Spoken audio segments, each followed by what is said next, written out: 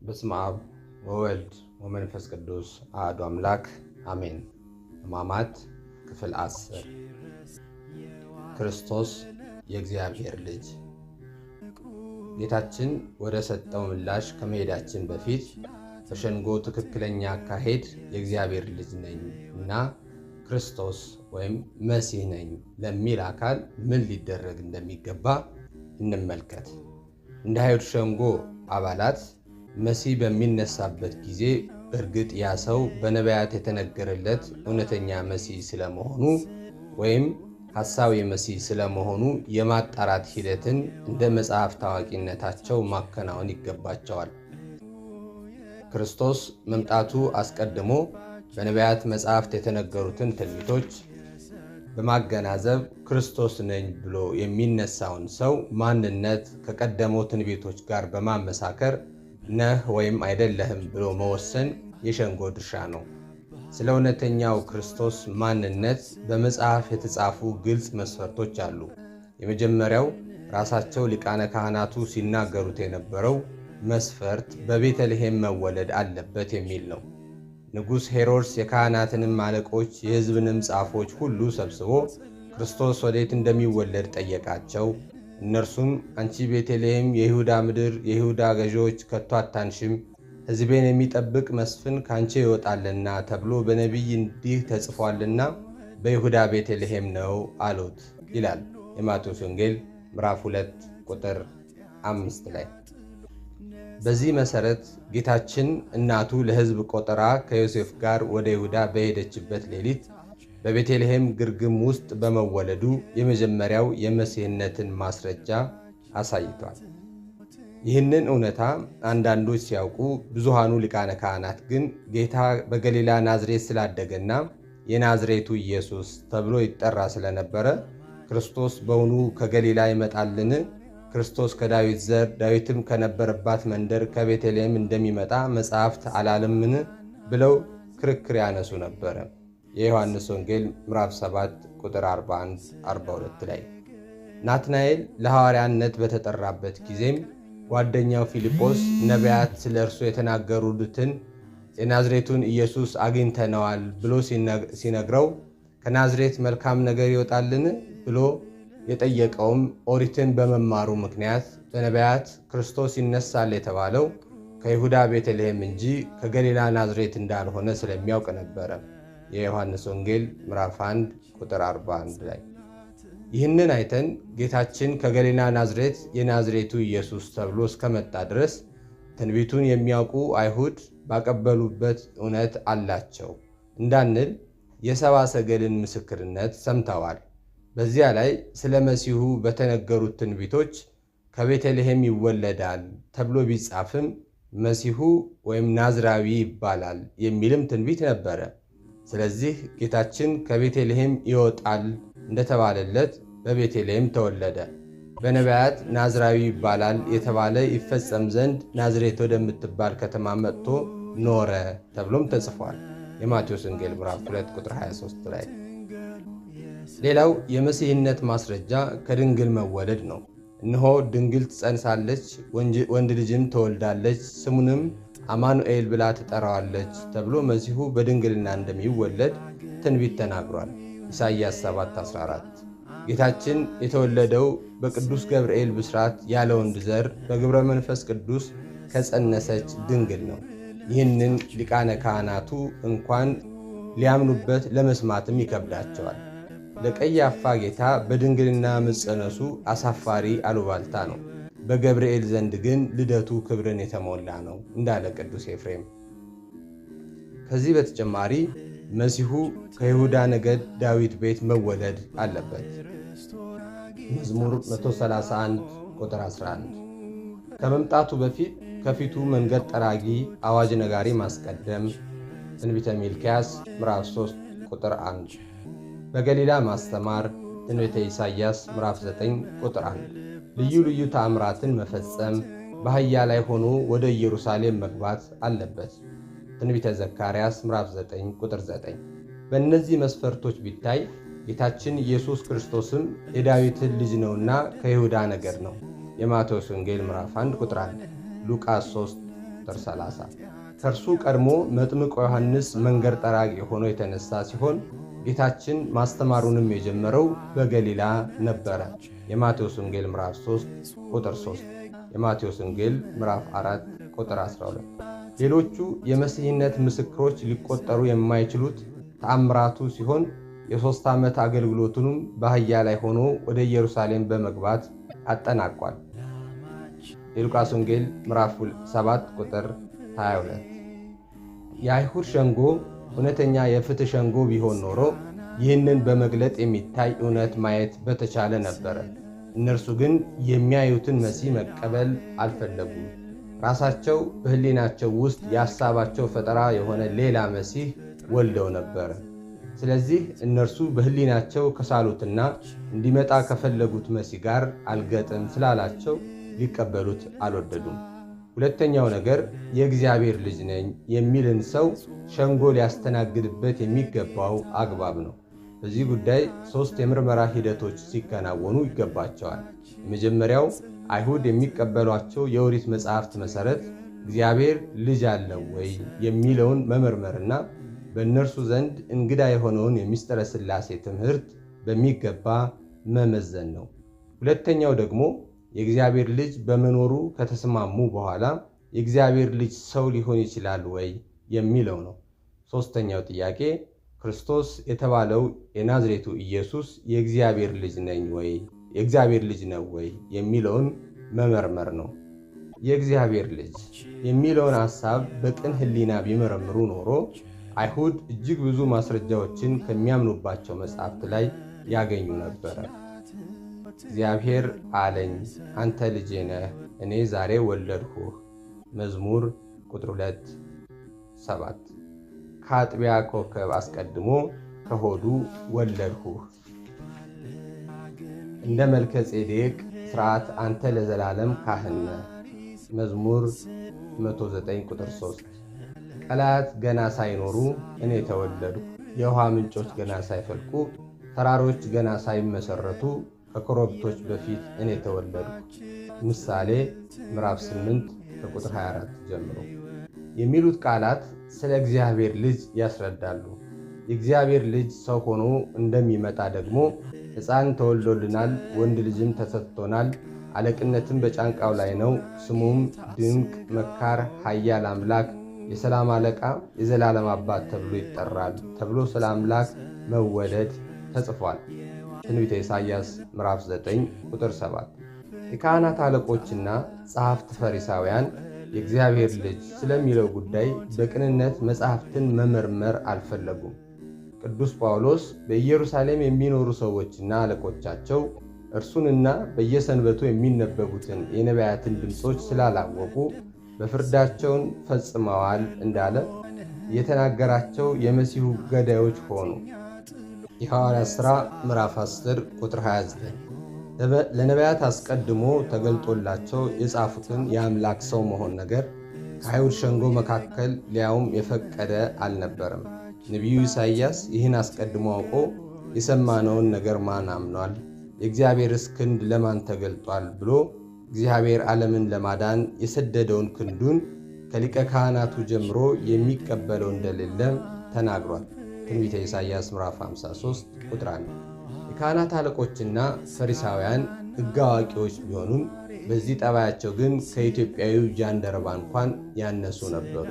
ኢትዮጵያዊው ጃንደረባ የኢሳይያስን ትንቢት በሰረገላው ቁጭ ብሎ ሲያነብ ፊልጶስ ቀርቦ የምታነበውን ታስተውለዋለህን ብሎ ጠይቆት ነበረ። ጃንደረባውም እንደ አይሁድ አለቆች ሳይኮፈስ በትሕትና የሚመራኝ ሳይኖር እንዴት ይቻለኛል? ነቢዩ ይህን ትንቢት ስለማን ተናግሮታል? ስለ ራሱ ነው ወይንስ ስለ ሌላ ብሎ ጠይቆ ስለ እግዚአብሔር ልጅና ሰው ስለመሆኑ ከፊልጶስ ተምሯል። ከዚያም ጃንደረባው ራሱ ሐሳብ አቅርቦ ራሱ ጸሎተ ሃይማኖትን አርቅቆ ኢየሱስ ክርስቶስ የእግዚአብሔር ልጅ እንደሆነ አምናለሁ ብሎ ተጠምቋል። የሐዋርያት ሥራ ምዕራፍ 8 ከቁጥር 20 እስከ 40። ኢትዮጵያዊው ባኮስ በፊልጶስ ፊት ያሳየውን ትሕትና ሊቃነ ካህናቱ በክርስቶስ ፊት እንኳን ማሳየት አልቻሉም። በዚህም በትሕትና ፊተኞቹ ፈሪሳውያን ከኢትዮጵያ ይልቅ በእምነት ኋለኞች ሆኑ፣ እግዚአብሔር በመካከላቸው በሥጋ ተገልጦ ነበርና። ስለ እስራኤልም ላልፈለጉኝ ተገኘሁ፣ ላልጠየቁኝ ተገለጥኩ፣ ቀኑን ሁሉ ወደማይታዘዝና ወደሚቃወም ሕዝብ እጆቼን ዘረጋሁ ሲል ተነግሯል። ሮሜ ምዕራፍ 10 ከቁጥር 20 ጀምሮ። ቀኑን ሁሉ ወደ እስራኤል እጆቹን የዘረጋው እግዚአብሔር ወደ ኢትዮጵያ ግን እጆቹን መዘርጋት አላስፈለገውም። ምክንያቱም ራሷ ኢትዮጵያ እጆቿን ወደ እግዚአብሔር ትዘረጋለች ተብሎ በመዝሙር 67 ቁጥር 31 ላይ ተጽፏልና። በንግሥተ ሳባ አማካኝነት የሰለሞንን ጥበብ ፈልጋ የገሰገሰችው በትሕትና የጠየቀችው ኢትዮጵያ አሁን ደግሞ ከሰለሞን ወደሚበልጠው አምላክ በትሕትና በጃንደረባው በኩል ጠይቃ አመነች። አንደኛ ነገሥት ምዕራፍ 10 ቁጥር 1። እንደ ንግሥተ ሳባ ኢትዮጵያዊ ጃንደረባም በሊቃነ ካህናቱና በፈሪሳውያን ትውልድ ላይ ተነስቶ ሳይፈርድ አይቀርም። የኢሳይያስን ትንቢት ትርጓሜ ለማወቅ ከፊልጶስ በትሕትና ጠይቋልና፣ ከፊልጶስ የሚበልጥ ክርስቶስ ግን በዚህ ሸንጎ አለ። የማቴዎስ ወንጌል ምዕራፍ 12 ቁጥር 42። አይሁድ የጃንደረባው ትሕትና ቢኖራቸውና ክርስቶስን የእግዚአብሔር ልጅነት አምነው በዚህ ሸንጎ ላይ ቢያውጁ ኖሮ ደግሞ የአይሁድ ሸንጎ ጉባኤ ኒቅያ፣ ሊቃነ ካህናቱ ሰለስቱ ምዕት፣ የጉባኤውን ውሳኔ ጸሎተ ሃይማኖት በሆነ ነበረ። እነርሱ ግን እንኳን ሊያምኑ ከጌታችን ጋር ስለ ጉዳዩ መነጋገርም አይፈልጉም ነበረ። በአንድ ወቅት የሆነው ይሄ ነበረ። ፈሪሳውያንም ተሰብስበው ሳሉ ኢየሱስ ስለ ክርስቶስ ምን ይመስላችኋል? የማንስ ልጅ ነው ብሎ ጠየቃቸው። የዳዊት ልጅ ነው አሉ። እሱም እንኪያስ ዳዊት ጌታ ጌታዬን ጠላቶችህን የእግርህ መረገጫ እስካደርግልህ ድረስ በቀኜ ተቀመጥ አለው ሲል እንዴት በመንፈስ ጌታ ብሎ ይጠራዋል? ዳዊትስ ጌታ ብሎ ከጠራው እንዴት ልጅ ይሆናል አላቸው። አንድም ቃል እንኳ መልስለት የተቻለ። ከዚያ ቀን ጀምሮ ወደፊቱ ማንም ሊጠይቀው አልደፈረም። ማቴዎስ ምዕራፍ 22 ቁጥር 41 ጀምሮ ለመመለስ የተቸገሩት በዳዊት ትንቢት ላይ ጌታ ተብለው የተጠሩት ሁለት መሆናቸው ግራ ስላጋባቸው አብና ወልድ የሚለውን ትምህርት ሳይረዱ ይህን ጥያቄ መመለስ ስለማይችሉ ዝም አሉ። ጌታችን ሊቃነ ካህናቱ በንጉሥ ዳዊት መቃብር እየተወዛወሩ እየተቀባበሉ በቃላቸው ሲመልሱ መዝሙረ ዳዊት ደርሶ ምላሽ አሳጣቸው። ከዚህ ሁሉ በኋላ የአልፋው ሸንጎ የእግዚአብሔር ልጅ እንደሆን ንገረን ብለው የጠየቁት። ይህንን ጥያቄ መምህር ሆይ አንተ የእግዚአብሔር ልጅ ነህ ብሎ የመሰከርለት ሐዋርያው ናትናኤል በቀላሉ ሊመልሰው ይችል ነበር። ናትናኤል ግን በዚህች ምሽት እግሬ አውጭኝ ብሎ ከወንድሞቹ ጋር ሸሽቷል። የዮሐንስ ወንጌል ምዕራፍ 1 ቁጥር 20። ይህንን ጥያቄ አንተ ክርስቶስ የሕያው እግዚአብሔር ልጅ ነህ ያለው ቅዱስ ጴጥሮስም በቀላሉ ቢመልሰው ይችል ነበር። ማቴዎስ ወንጌል ምዕራፍ 16 ቁጥር 16። ቅዱስ ጴጥሮስ ግን መምህሩ ክርስቶስ በሸንጎ መካከል ቆሞ በሚንገላታባት በዚህች ምሽት የጭንቅ ሰዓት እዚያው ግቢ ውስጥ ከአይሁድ ጋር ቁጭ ብሎ እሳት እየሞቀ ነበረ። ጌታችን የእግዚአብሔር ልጅ ክርስቶስ አንተ ነህ ወይ ለሚለው የሊቀ ካህናቱ ጥያቄ እኔ ነኝ፣ የሰው ልጅም በኃይል ቀኝ ሊቀመጥ በሰማይም ደመና ሊመጣ ታያላችሁ አለ። የማርቆስ ወንጌል ምዕራፍ 14 ቁጥር 62። የእግዚአብሔር ልጅ መሆኑን ከመግለጥ ባሻገር ዛሬ በሐሰት ሸንጎ በግፍ ከፊታቸው አቁመው ሊፈርዱበት በተነሱት ሁሉ ላይ በኃይል ቀኝ ተቀምጦ በተራው ሊፈርድባቸው እንደሚመጣ አሳሰባቸው። በዚህ ጊዜ ሊቃነ ካህናቱ ቀያፋ ልብሱን ቀዶ ተሳድቧል፣ እንግዲህ ወዲህ ምስክሮች ስለምን ያስፈልጉናል? እነሆ ስድቡን አሁን ሰምታችኋል፣ ምን ይመስላችኋል? አለ። እነርሱም ሞት ይገባዋል ብለው መለሱ። የማቴዎስ ወንጌል ምዕራፍ 26 ከቁጥር 65። ግራ ቀኝ አገናዝቦ የሁለቱን ሐሳብ በማግስቱ ሰምቶ ሊፈርድ የሚገባው ሊቀ ካህናት ፍርዱን ራሱ ወስኖ ሌሎቹም በመገፋፋትና ለቁጣ በማነሳሳት ፍትሕ አልባውን ሸንጎ በግፍ ደመደመው። ቀያፋ ልብሱን መቅደዱ በራሱ ፈሪሃ እግዚአብሔር እንደሌለው ቁልጭ አድርጎ የሚያሳይ ነው። በኦሪት ሕግ በራሱ የቅባት ዘይት የፈሰሰበት የክህነትን ልብስ ይለብስ ዘንድ የተቀደሰ ከወንድሞቹም የበለጠ ካህን ራሱን አይግለጥ፣ ልብሱም አይቀደድ የሚል ትእዛዝ ነበረ። ኦሪት ዘሌዋውያን ምዕራፍ 21 ቁጥር 10። ሊቀ ካህናት ሌላው ቀርቶ እናት አባቱን ልጆቹ ቢሞቱ እንኳን ልብሱን መቅደድ አይችልም ነበረ። የአሮን ልጅ አብዩድ፣ ናዳብ ተቀስፈው በሞቱበት ዕለት ራሱ እግዚአብሔር ለሙሴ አሮንንና ልጆቹን እንዳትሞቱ በማኅበሩ ቁጣ እንዳይወርድ ልብሳቸውን አትቅደዱ በላቸው ብሎ ነግሮት ነበረ። ኦሪት ዘሌዋውያን ምዕራፍ 10 ቁጥር 9። ቀያፋ ግን በጌታችን ላይ ነገር ለማባባስ ብሎ ቀድሞውንም ክብር የማይሰጠውንና በአሕዛብ ሮማውያን ገዢዎች ቤት ተቀምጦ ረክሶ የተሰጠውን ልብስ ተከህኖ ቀደደው።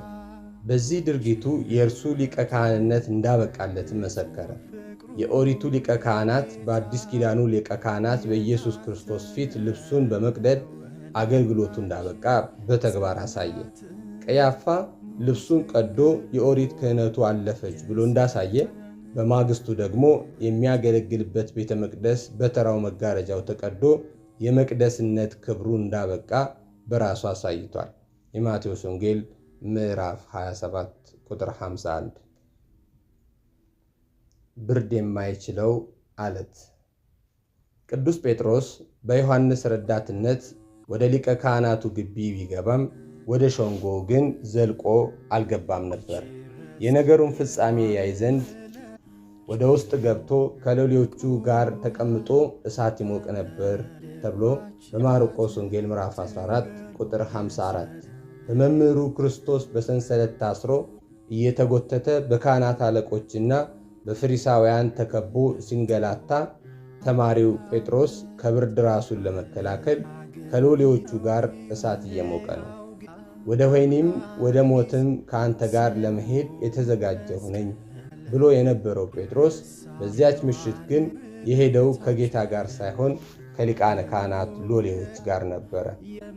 በምድር ላይ እሳትን ልጥል መጣሁ ያለውን የመምህሩን የክርስቶስን የወንጌሉን እሳት ለ3 ዓመታት ሲሞቅ የኖረው ጴጥሮስ በዚያች ምሽት ግን ጊዜያዊ ምቾትን ፈልጎ የአይሁድን እሳት ለመሞቅ ቁጭ አለ። የሉቃስ ወንጌል ምዕራፍ 12 ቁጥር 49።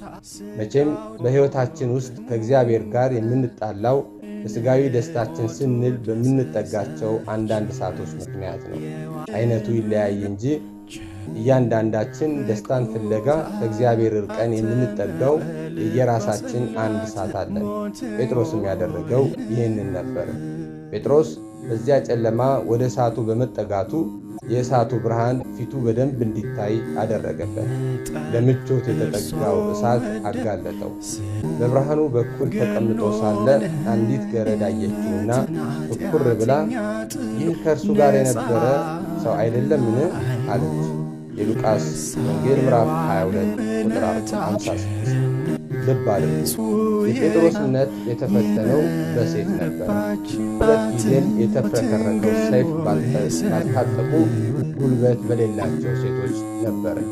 ሰይፍንና የጦር ዕቃን ያላየው ጴጥሮስ በወንድ እንኳን ሳይሆን በሴት ምክንያት ካደ። ፍጹም ፍርሃትና ድንጋጤ ይዞታልና የካደውም አንድ ጊዜ በወንዶች ምክንያት ሲሆን ግን በሴቶች ምክንያት ነበር ይላሉ ሊቃውንት። ያስካደችው ሴት እዚያ ግቢ ያላት የሥራ ድርሻ ገረድነት ብቻ ነው። ትናገር ተሰሚነት ያላት ባለሥልጣን አይደለችም። ጴጥሮስ ግን አስገነዱ። ሊቀርቡ ሃይማኖት በጴጥሮስ ድንጋጤ ተደርጎ ቁመቷ 2 ክንድ በማይሆን በዚች አገልጋይ ፊት እንዴት ንጹሕ ፍቅሩ የጌታ የታተመው ልባችን ጽላት ሞትን ገሎ የሰጠን አላውቀውም አላስተውለውም ብሎ ጥያቄውም ጭምር እንዳልገባው አድርጎ ካለ። ይህንን ተከትሎ ዶሮ ለመጀመሪያ ጊዜ ጮኸ። ጴጥሮስ ግን የመጀመሪያው የዶሮ ጩኸት አልተሰማውም ነበር። ለሁለተኛ ጊዜ ሌላይቱ ገረድ አይታው ይህ ከኢየሱስ ጋር ነበር አለች። ሌሎችም ሰዎች ተናገረች። ወታደሮቹም ቃሏን ሰምተው በአንድነት ሆነው አንተ ከደቀ መዛሙርቱ አንዱ አይደለህምን? ብለው በመወትወት አስጨነቁት። ጴጥሮስ በዚህ አስፈሪ ሁኔታ ውስጥ ለሁለተኛ ጊዜ አይደለሁም ብሎ ካደ። የዮሐንስ ወንጌል ምዕራፍ 18 ቁጥር 25። ከአንድ ሰዓት ቆይታ በኋላ ጴጥሮስ ሁሉ ነገር ተረሳልኝ ብሎ ተረጋግቶ በተቀመጠበት ትልቅ አደጋ ላይ ሊጥለው የሚችል ነገር ተከሰተ። ጠያቂዎቹ የአነጋገር ቃናውን አይተው ከገሊላ የመጣ ገጠር ሰው መሆኑን፣ የናዝሬቱ ገሊላው ኢየሱስ ደቀ መዛሙርትም አብዛኞቹ የገሊላ ሰዎች መሆናቸውን አስተዋሉ። የማርቆስ ወንጌል ምዕራፍ 14 ቁጥር 7። ይህ ሳይበቃ ጴጥሮስ በጌቴሴማኒ አትክልት መካከል ጆሮውን የቆረጠው የሊቀ ካህናቱ ባሪያ የማልኮስ ዘመድ የሆነ ሰው በአትክልቱ ስፍራ ከእርሱ ጋር አይቼህ አልነበረም ብሎ አፋጠጠው። የዮሐንስ ወንጌል ምዕራፍ 18 ቁጥር 26። አሁን ነገሩ የከፋ ነው። ስለዚህ ጴጥሮስ የጌታ ደቀ መዝሙር አለመሆኑንና ጌታን ጨርሶ እንደማያውቀው ለማሳመን የተቻለውን ያህል መታገል ጀመረ። የምትሉትን ሰውዬን አላውቀውም በማለት ይራገምና ይምል ጀመረ። አንተ የሕያው የእግዚአብሔር ልጅ ነህ ብሎ የመሰከረለትን ክርስቶስ ሰውየው ብሎ ጠራው። ሊቁ ቅዱስ አምብሮስ ስለ አምላክነቱ የእግዚአብሔር ልጅ ብሎ መስክሮለት፣ ስለ እውነት ሰውነቱ ግን ሰውየውን አላውቀውም ብሎ ካደ ሲል አብራርቶታል። በመለኮቱ አምኖ የመሰከረ ጴጥሮስ አሁን ግን ሰውየውን አላውቀውም አለ። ሆኖም ክርስቶስ በሥጋ እንደመጣ የማይታመን መንፈስ ሁሉ ደግሞ ከእግዚአብሔር አይደለም። የዮሐንስ መልእክት አንደኛይቱ ምዕራፍ 4 ቁጥር 3። አንተ አለት ነህ ተብሎ የተመሰገነው ታላቁ አለት በብርድ ምክንያት በአይሁድ ሎሌዎችና ገረዶች ጥያቄ ተሰነጠቀ። የመንግሥተ ሰማያት መክፈቻ የተሰጠው ጴጥሮስ በዚያች ምሽት ቁልፉን በእጁ ይዞ በሩን ግን አላውቀውም አለ። ጴጥሮስ የካደው ኢየሱስ አምላክ አይደለም ወይም ክርስቶስ መሲህ አይደለም ብሎ አልነበረም። የካደው እኔ ክርስቲያን ደቀ መዝሙሩ አይደለሁም ብሎ ነው። ብዙ ሰማዕታት እኔ ክርስቲያን ነኝ በማለታቸው መከራን ተቀብለው ሞተዋል። ጴጥሮስ ግን በዚያች ምሽት የክርስቶስ ተከታይ መሆኑን በፊታቸው ለመግለጥ ፈራ። የጴጥሮስ መካድ እንደ ይሁዳ መክዳት ከክፋት የመነጨ አልነበረም። ይሁዳ ምንም ጫና ሳይደርስበት አስቦ አቅዶ ጌታውን ከልቡ የከዳ ሲሆን፣ ጴጥሮስ ግን ምንም እንኳን በአፍም በልብም መካድ ያው መካድ ቢሆንም እንኳን የካደው በአፉ ብቻ መሆኑ ሊዘነጋ አይገባም። ብላቴና ጌታ ኅሩይ ወልደ ሥላሴ ዜና ሐዋርያት ላይ ስለዚህ ነገር ሲያብራሩ ቅዱስ ጴጥሮስ ጌታውን ካደ ስንል የተለመደ ቋንቋ ስለሆነ ነው እንጂ ጥሩ ቋንቋ አይደለም። ቅዱስ ጴጥሮስ ሥጋውንና ነፍሱ በጽኑ መጋደል ተጋድለው ስለ ፍርሃት ሥጋው ድል በመሆኑ ጌታውን አላውቀውም ብሎ በአፉ ብቻ ተናገረ እንጂ ጌታው መሆኑንና የእግዚአብሔር ልጅ መሆኑን አልካደም። ስለዚህ ፈራ፣ ተርበደበደ፣ ዘላበደ፣ አታለለ ማለት ይበቃ ነበር እንጂ ካደ ለማለት አያደርስም ብለዋል። ነቃ ንጹሕ ገጽ 22። ከእርሳቸው አስቀድሞም ታላቁ ቅዱስ ባስልዮስም እንደ ጴጥሮስ ያሉትን ከይሁዳ አይነቶቹ ሲለይ በድካም የወደቁ እና በክፋት የወደቁ ብሎ ለሁለት ወገን ከፍሏቸዋል። የሚያስገርመው ጴጥሮስ በፍርሃት ውስጥ ሆኖ ሰውየውን አላውቀውም ሲል ይምልና ይራገም ነበር። እንግዲህ መሐላው ሕያው እግዚአብሔርን ሰውየውን አላውቀውም ማለት ሲሆን፣ እርግማኑ ደግሞ ሰውየውን አውቀው እንደሆነ እንዲህ ይደረግብኝ፣ እንዲህ ይጨመርብኝ ማለት ነው። የሕያው እግዚአብሔርን ስም እየጠሩ የሕያው እግዚአብሔር ልጅ መካድ ምንኛ ከባድ ነው። ኃጢአትን የክህደት መንገድ አንዴ ከተጀመረ እየባሰ እየጨመረ የሚሄድ መሆኑን በዚህ መረዳት እንችላለን። ኢየሱስም ዘወር ብሎ ተመለከተው። ይቆየን።